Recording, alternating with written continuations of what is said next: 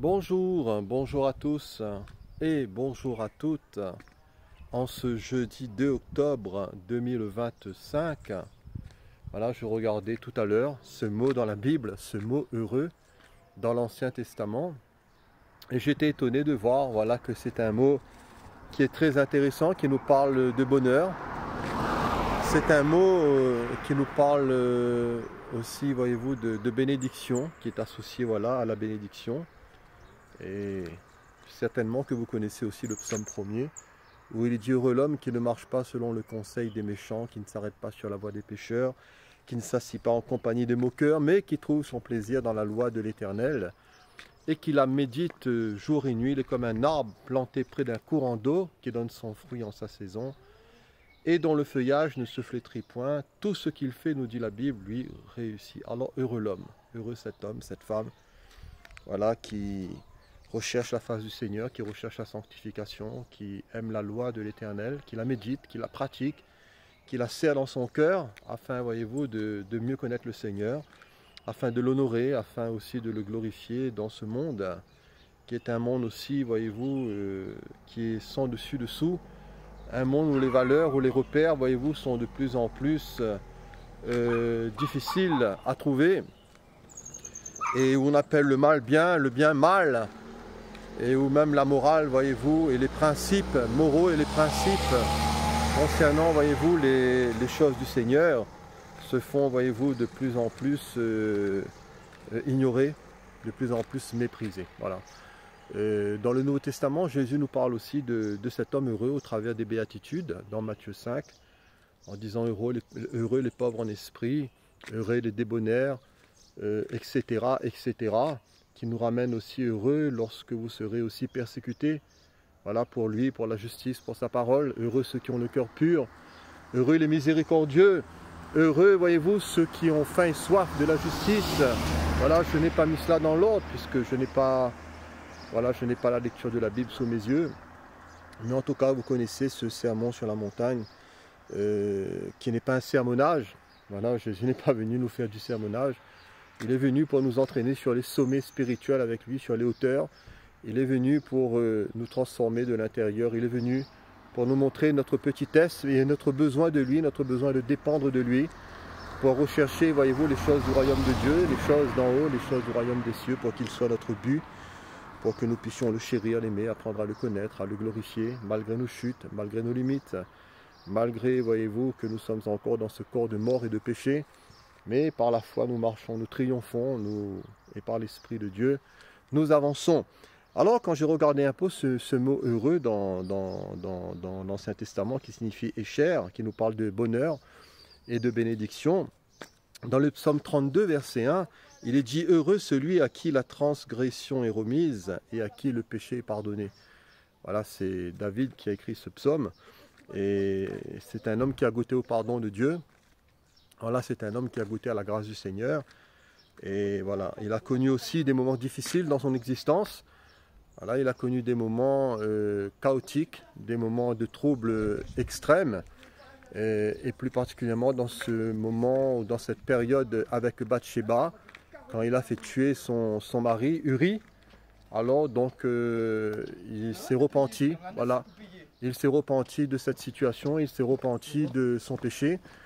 Et le Seigneur l'a pardonné, mais il y a eu beaucoup de conséquences. Voilà, et tout cela pour dire que le péché, il ne faut pas jouer avec cela, parce que tôt ou tard, voyez-vous, il y aura des conséquences. Cela est inéluctable. Voilà, cela est inéluctable. Non pas que nous soyons condamnés en enfer, non pas que nous soyons, voyez-vous, rejetés pour l'éternité loin du Seigneur, puisqu'il a crié vers le Seigneur et il a dit: tant que mes os se consumaient, il gémissait toute la journée, il était malheureux, mais il a dit: j'ai invoqué le Seigneur, j'ai invoqué l'Éternel, Dieu a eu pitié de moi, et le Seigneur l'a restauré, et le Seigneur l'a relevé. Alors heureux celui à qui la transgression est remise et à qui le péché est pardonné. Cher ami, est-ce que tes péchés sont pardonnés? Voilà, c'est à chacun de répondre pour soi, mais il est bon, voyez-vous, d'avoir goûté au pardon du Seigneur. Il est bon, voyez-vous, de s'être repenti, de s'être confessé au Seigneur et de pouvoir abandonner son péché, son iniquité au pied de la croix de Jésus, où le Christ Jésus est mort pour nos péchés, Voilà, pour nous libérer, pour nous sanctifier, pour nous sauver, pour nous purifier, pour nous communiquer une nature nouvelle, un esprit nouveau, pour faire toutes choses nouvelles en nous, dans notre esprit, et pour que nous puissions marcher dans la sainteté, dans la lumière, comme lui-même, il est lumière par la foi et par l'Esprit de Dieu. Alors, cher ami, invoque le Seigneur, et il pardonnera aussi tes péchés si tu n'as pas été pardonné. Et cherche à le connaître, voilà, lis sa parole, invoque-le, rencontre des chrétiens là où tu te trouves, dans ton patelin, dans ta localité, dans ton quartier, et prie, partage l'évangile avec les autres, et le Seigneur te bénira, et fais-toi aussi engager par un baptême adulte au nom de Jésus-Christ pour le pardon de tes péchés. Alors heureux qui nous parle de bonheur, qui nous parle de bénédiction, heureux celui à qui la transgression est remise, à qui le péché est pardonné. Dans le psaume 34 au verset 8, il est dit « Sentez et voyez combien l'Éternel est bon. Heureux l'homme qui cherche en lui son refuge. » Voilà, sentez, voyez combien l'Éternel est bon. Le Seigneur est bon, cher ami. Voilà, je ne sais pas si vous l'avez ressenti. Je ne sais pas ce que vous avez expérimenté avec lui, mais en tout cas, le Seigneur est bon. Moi, je l'ai expérimenté, il m'a fait du bien. Voilà, il m'a vraiment touché, il m'a libéré, il m'a convaincu, il m'a sauvé, il me transforme. Je suis rempli d'espérance en lui, au travers de lui, dans sa parole, dans ses promesses. Et en lui, je cherche mon refuge. Sentez et voyez combien l'Éternel est bon. Heureux l'homme, voilà, heureux l'homme, heureuse la femme, qui cherche en lui son refuge. La Bible nous dit et nous exhorte à nous réfugier en Dieu. Vous savez, il n'y a de bon que Dieu seul. Et quand nous cherchons bien souvent refuge, voyez-vous, dans les hommes, il nous arrive malheureusement de pouvoir être déçus. Et la Bible même nous met en garde contre cela, en disant « Maudit soit l'homme qui se confie dans l'homme, mais béni soit l'homme qui se confie en l'Éternel. » Si mes souvenirs sont bons, je crois que c'est dans Jérémie chapitre 17. Mais en tout cas, le Seigneur est fiable, le Seigneur est fidèle, en lui il n'y a point d'échec. Et fondamentalement parlant, voyez-vous, il n'y a de bon vraiment que Dieu seul. Voilà, quand nous cherchons à gauche, à droite, même en nous, alors nous allons constater des défauts, nous allons constater des lacunes, nous allons constater des péchés, nous allons constater des manquements. Voilà, et seul vraiment le Seigneur en termes de nature, voyez-vous, en termes, voyez-vous, de caractère, en termes de personne, voyez-vous, est bon. Et il n'y a pas ombre de péché en lui. En tout cas, le Seigneur veut construire ce qui est bon en nous par la foi. Il veut nous communiquer le Saint-Esprit.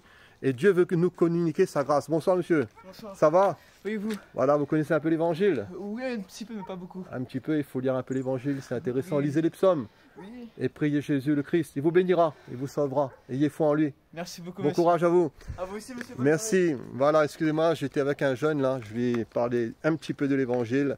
Alors, heureux, c'est le bonheur, c'est la bénédiction. Dans le psaume 65, verset 5, heureux celui que tu choisis et que tu admets en ta présence parce qu'il habite dans tes parvis. Heureux celui que tu choisis et que tu admets en ta présence, nous dira le psalmiste. Vous savez, c'est le Seigneur qui nous appelle, c'est le Seigneur qui nous attire à lui par des cordages d'amour, c'est lui qui nous choisit dans le sens, qui nous appelle à une fonction, il nous appelle à une prêtrise, il nous appelle à son salut. Et vous savez, le Seigneur n'a pas de chouchou. La Bible nous dit que Dieu a tant aimé le monde qu'il nous a donné son Fils unique afin que quiconque croit en lui ne périsse point mais qu'il ait la vie éternelle. Mais c'est vrai que l'Esprit de Dieu agit en nous pour nous amener à la foi, à la repentance, à la conviction de péché, à la conversion à Dieu, en abandonnant les idoles dans la pratique d'œuvres dignes du Seigneur et dans une marche nouvelle, dans une vie de sanctification, de construction et d'édification avec lui. Et le Seigneur, voyez-vous, nous appelle à lui. Cher ami, le Seigneur t'appelle. Voilà, il porte aussi ses regards sur toi, son choix sur toi. Et à toi tout simplement de faire preuve d'intelligence, de faire acte de bon sens, d'ouvrir les portes de ton cœur, d'ouvrir les portes de ton âme, de l'inviter pour que le Seigneur fasse résidence en toi. Le livre de l'Apocalypse nous dit que le Seigneur se tient à la porte d'une certaine église et il frappe. Et si quelqu'un entend ma voix, alors s'il ouvre la porte, j'entrerai chez lui, je souperai avec lui et lui avec moi. Et le Seigneur se tient aussi à la porte de nos cœurs. Voyez-vous, non seulement de cette église de l'Apocalypse, mais le Seigneur se tient aussi à la porte de nos cœurs et il frappe. Voilà, c'est un gentleman, il ne va pas défoncer la porte. Il respecte, voyez-vous, notre volonté. Dans le psaume 84, verset 6, il est dit « Heureux ceux qui placent en toi leur appui, ils trouvent dans leur cœur des chemins tout tracés. » Alors vous voyez ce mot heureux, ce mot qui nous parle de bénédiction, qui nous parle de plénitude, qui nous parle, voyez-vous, de la grâce du Seigneur est chère, qui nous parle de bonheur. C'est un mot, voyez-vous, qui nous offre beaucoup de couleurs. Il est dit ici dans le psaume 84, verset 6, « Heureux ceux qui placent en toi leur appui, ils trouvent dans leur cœur des chemins tout tracés. » Voilà, heureux celui qui a la foi dans son cœur. Heureux celui, voyez-vous, qui ne se confie pas dans les idoles muettes, de ces idoles qui ont des yeux, qui ne voient point, qui ont des oreilles, qui n'entendent point, qui ont des pieds, qui ne peuvent marcher. Mais le Dieu d'Israël, le Dieu, l'Éternel des armées, le Dieu vivant et vrai, au travers de son Messie, de son Machiar, agit, il voit, il connaît, il sonde, il éprouve. Il nous sauve, il nous libère, il nous délivre, il nous pardonne, il nous remplit de sa joie, de son Saint-Esprit. Alors plaçons notre appui, mes frères et sœurs, chers amis, plaçons notre foi en lui. Nous ne serons pas déçus, nous ne serons peut-être déçus par les hommes, nous serons peut-être déçus par nous-mêmes, mais voyez-vous, nous ne serons jamais, et je le dis jamais, jamais, jamais déçus par le Seigneur. Nous trouverons dans notre cœur des chemins tout tracés. Voilà, le Seigneur a des chemins pour nous baliser, il saura nous conduire. Il a dit, je t'instruirai et te montrerai la voie que tu dois suivre, je te conseillerai, j'aurai le regard sur toi. Le Seigneur a un plan pour toute notre existence, voyez-vous, depuis l'enfance jusqu'à la vieillesse. Et même dans la blanche vieillesse, le Seigneur nous soutiendra. Il veut nous aider dans nos études, dans notre famille, dans notre mariage. Il veut nous aider dans le cadre du travail, dans notre vie spirituelle, dans notre vie d'église. Le Seigneur a des plans. Et les plans de Dieu sont parfaits. Vous savez, tout ce que Dieu fait est parfait. À nous d'avoir la foi dans notre cœur, à nous de le chercher. Et le Seigneur va ouvrir la route. Voilà, le Seigneur va tracer un chemin. Il a fait pour son peuple dans le désert. Il a fait pour son peuple au travers de la mer Rouge. Il a ouvert la route, le chemin. Et il a fait passer à sec son peuple. Et le Seigneur est un Dieu de miracles. Cher ami, peut-être que tu es dans un chemin qui est là embouteillé. Tu es dans un chemin, dans une impasse fermée. Voilà, tu es pris dans une maladie, tu es pris dans un souci, dans un conflit, tu es pris dans un problème d'avocat, un problème de justice, que sais-je. Vous savez, sur cette terre, il y a tant de tourments, sur cette terre, il y a tant de difficultés. Mais nous devons, voyez-vous, nous appuyer sur le Seigneur. Et le Seigneur, voyez-vous, nous donnera la solution. Je le crois. Ça ne sera peut-être pas notre solution à nous, mais ça sera sa solution à lui. Alors dans le psaume 89, verset 16, « Heureux le peuple qui connaît le son de la trompette. Voilà, il marche à la clarté de ta face, ô Éternel. Heureux le peuple qui connaît le son de la trompette. » Cher ami, quand je lis ce verset, cela me fait penser à coup sûr, voyez-vous, à l'enlèvement de l'Église. Alors c'est vrai que dans l'Ancien Testament, dans le livre des Nombres, il nous est parlé concernant la trompette du Seigneur, concernant les hommes du Seigneur que le Seigneur avait choisis pour pouvoir sonner de la trompette. Et tout cela avait un sens aussi prophétique. Et tout cela, voyez-vous, nous annonce aussi l'enlèvement de l'Église. Alors heureux le peuple qui connaît le son de la trompette. Il marche à la clarté de ta face, ô Éternel. C'est un verset qui est beau. Voilà, c'est un verset que je place sur votre cœur, qui est magnifique, à nous de le méditer. Voilà, est-ce que nous entendons nous aussi le son de la trompette? Vous savez, nous sommes vraiment dans les temps de la fin. Voilà, le Seigneur vraiment est à la porte. C'est vrai que nous ne savons ni le jour ni l'heure, et nous ne devons pas non plus nous laisser berner par quelques faux prophètes ou par quelques révélations ou inspirations que ce soit. Parce que récemment, lors de cette fête de Rosh Hashanah de cette année, beaucoup ont attendu l'enlèvement de l'Église. Et à ma connaissance, il n'y a pas eu l'enlèvement de l'Église. Combien qui ont vendu, voyez-vous, leurs lampes, leurs objets, leurs voitures. Et tout cela est vrai, plus particulièrement aux États-Unis. Et ils ont été déçus. Voilà, ils ont été déçus parce que l'Église n'a pas été enlevée. Et vous savez, que le Seigneur revienne lors d'une fête des trompettes, cela est fort, fort possible, puisque tout cela a un sens prophétique. Mais en tout cas, le Seigneur, nous devons l'attendre toute l'année. Voilà, il peut nous arriver aussi, malheureusement aussi, de décéder. Et en tout cas, qu'importe, que ce soit par le décès, que ce soit par l'enlèvement, l'essentiel c'est que nous soyons avec le Seigneur. L'essentiel c'est que nous puissions nous requinquer auprès de lui, nous fortifier, puiser nos forces en lui. L'essentiel c'est que nous puissions rester attachés avec lui, parce qu'en lui, voyez-vous, nous ne serons jamais déçu. Alors heureux le peuple qui connaît le son de la trompette, il marche à la clarté de ta face, ô Éternel. L'enlèvement de l'Église est un puissant stimulus, un puissant moyen de nous stimuler dans notre foi et dans notre sanctification. Dans le psaume 112, verset 1, « Heureux l'homme qui craint l'Éternel et qui trouve un grand plaisir à ses commandements. » Voilà, heureux l'homme qui craint l'Éternel. Vous savez, la crainte de l'Éternel, ce n'est pas la peur de Dieu, mais c'est un saint respect. Voilà, nous savons que nous ne nous voyons pas parce que nous ne marchons pas par la vue mais par la foi, mais lui, il nous voit. Voilà, il sonde nos cœurs, il éprouve nos reins, nos consciences, il sait tout de nous. Et nous devons apprendre à marcher aussi dans la crainte du Seigneur. Quelqu'un dit que la crainte de Dieu, c'est un peu comme les freins d'une voiture.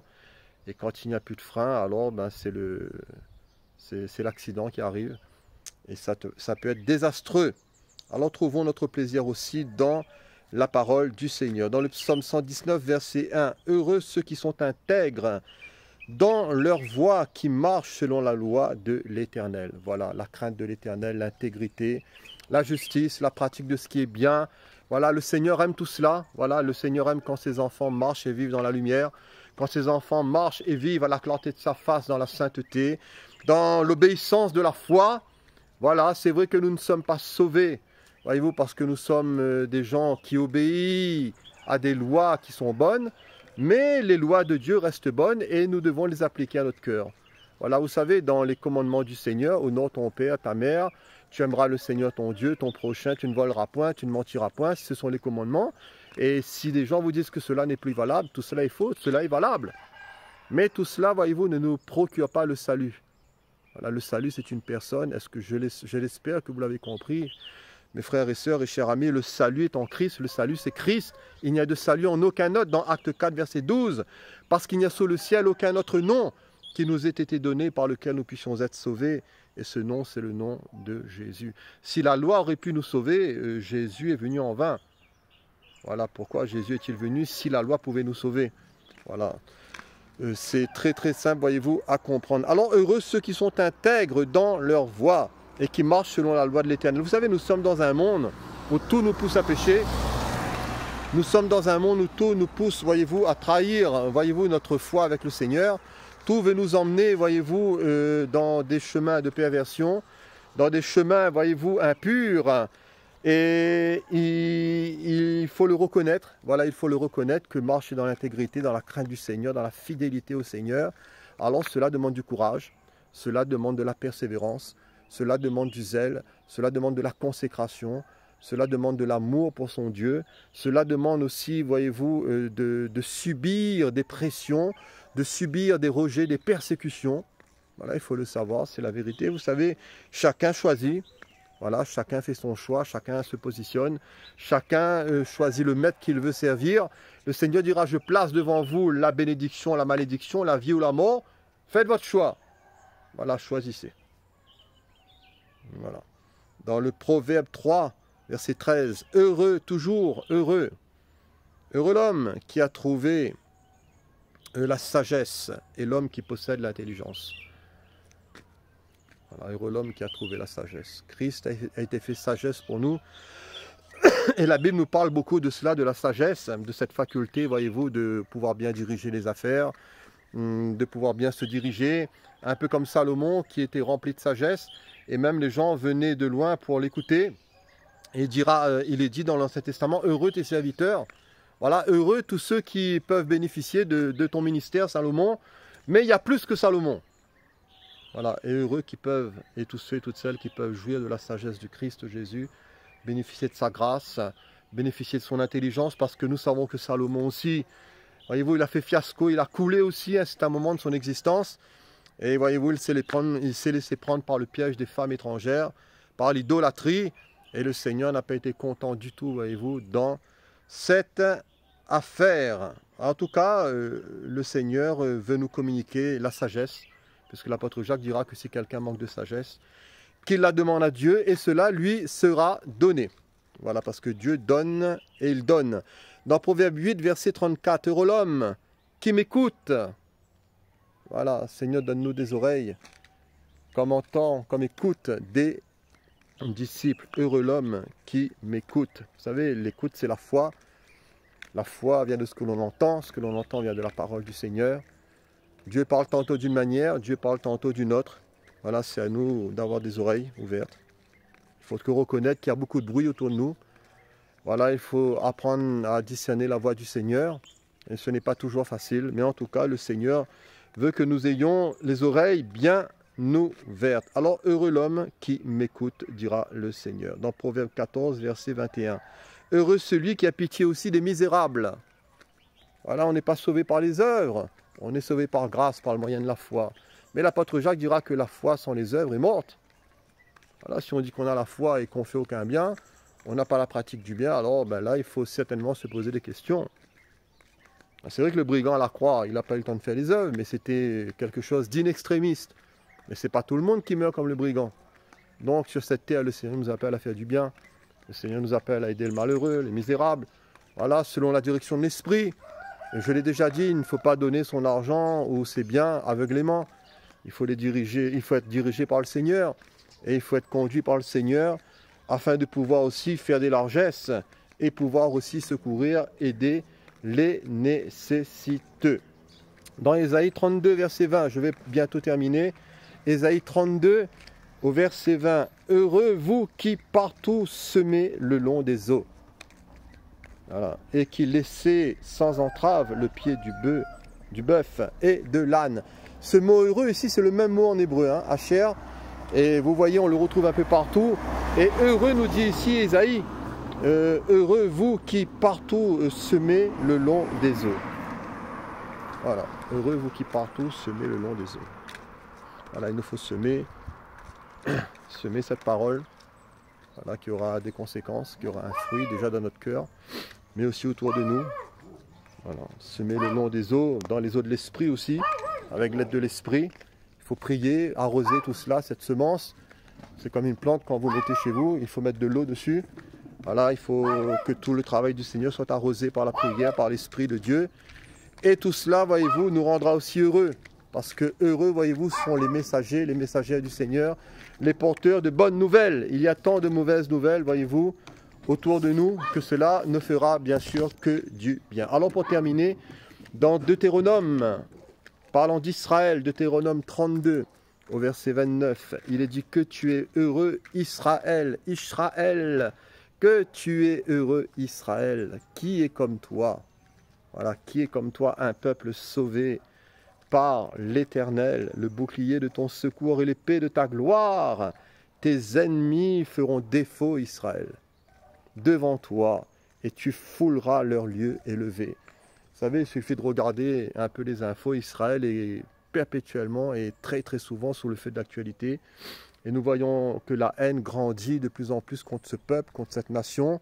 Et tout cela a été annoncé dans l'Ancien Testament, dans les prophéties du Seigneur, puisque Israël, Jérusalem deviendra une pierre pesante pour toutes les nations. Et elles vont même se liguer, voyez-vous, pour pouvoir détruire ce peuple, ce réceptacle qui a accueilli, voyez-vous, le roi, le Messie. Et tout est fait, voyez-vous, pour encore détruire ce peuple, pour que l'avènement du Seigneur n'ait pas lieu là-bas, à Jérusalem, en Israël. Mais le plan de Dieu s'accomplira. Vous savez, au-delà de tout ce que les hommes peuvent manigancer, au-delà des guerres, au-delà, voyez-vous, des mécontentements des uns et des autres, les prophéties du Seigneur, je le dis, et les promesses du Seigneur faites à Israël, personne, cher ami, ni vous, ni moi, ni, voyez-vous, tous les gens du monde, toutes les religions du monde, tous les pouvoirs politiques du monde, personne, je le dis, personne ne pourra arrêter le plan de Dieu, le bras de Dieu. Et la Bible nous dit, voyez-vous, que ceux qui béniront Israël, je les bénirai, et ceux qui maudiront Israël, je les maudirai. Alors vous faites ce que vous voulez de ces paroles. Moi, je ne suis pas là pour me prêcher, moi. Voilà, je ne suis pas là pour entrer dans les guerres de religion ou de conflits géopolitiques. Mais ce que je sais, c'est qu'Israël est un peuple qui est béni, cher ami. Voilà, nous avons reçu la Torah, nous avons reçu la parole de Dieu, nous avons reçu le salut qui vient des Juifs de là-bas, au travers du Christ Jésus. Et la lumière, voyez-vous, est venue d'Israël. Voilà, et dans la fin des temps, cette lumière, voyez-vous, reviendra. Jésus reviendra lors de son avènement. Et il gouvernera, il jugera aussi les nations dans un règne qui sera magnifique. Alors que tu es heureux, Israël, qui est comme toi, un peuple sauvé par l'Éternel. Il nous faut prier pour Israël. Voilà, nous devons prier les uns pour les autres. Nous devons prier pour nos familles, pour nous-mêmes, pour les églises. Mais nous devons prier. Je ne sais pas si vous le faites, chers amis, mais moi je le fais. Voilà, je le fais. Je prie pour Jérusalem. Je prie pour la nation juive. Je prie pour le peuple hébreu.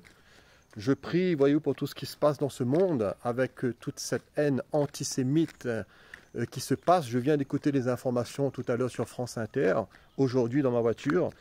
Et il y a eu une attaque terroriste, je crois que c'est en Angleterre. Voilà, oui, je crois que c'est en Angleterre.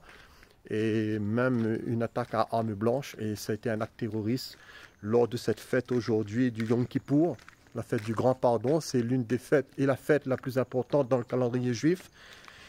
Et voilà, il y avait des juifs qui se rendaient au temple, à leur temple juif pour prier Hachem, pour prier Elohim, pour prier El Shaddai, pour prier, voyez-vous, le Dieu de la Bible.